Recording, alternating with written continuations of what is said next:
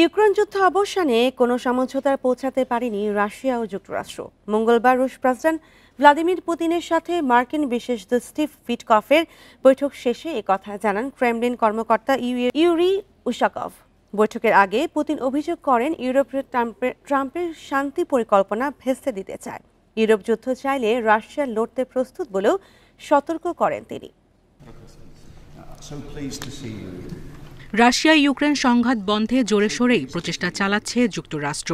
এরই অংশ হিসেবে মঙ্গলবার রুশ প্রেসিডেন্ট ভ্লাদিমির পুতিনের সাথে বৈঠক করেন মার্কিন প্রেসিডেন্ট ডোনাল্ড ট্রাম্পের বিশেষ দূত স্টিভ উইটকফ ও জামাতা জ্যারেড কুশনার।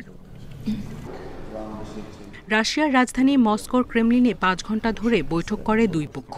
তবে কোনো সমঝোতায় পৌঁছাতে পারেনি রাশিয়া ও যুক্তরাষ্ট্র।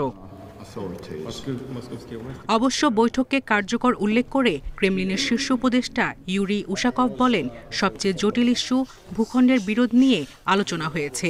এ বিষয়ের সমাধান না হলে সংঘাতের অবসান হবে না।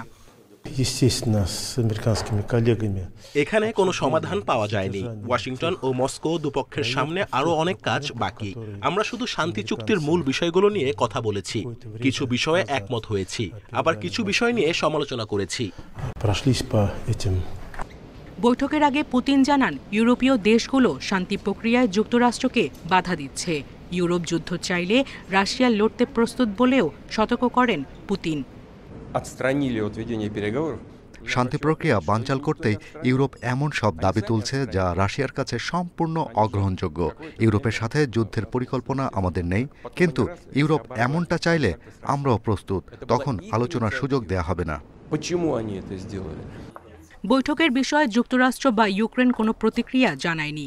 তবে বৈঠকের আগে জেলেনস্কি বলেন, এ বিষয়ে যুক্তরাষ্ট্রকে নিরুৎসাহিত করতে চায় রাশিয়া। সংকটের সমাধানে পৌঁছানো কঠিন বলে স্বীকার করেছেন ডোনাল্ড ট্রাম্পও। সায়রা খান, ইন্ডিপেন্ডেন্ট নিউজ।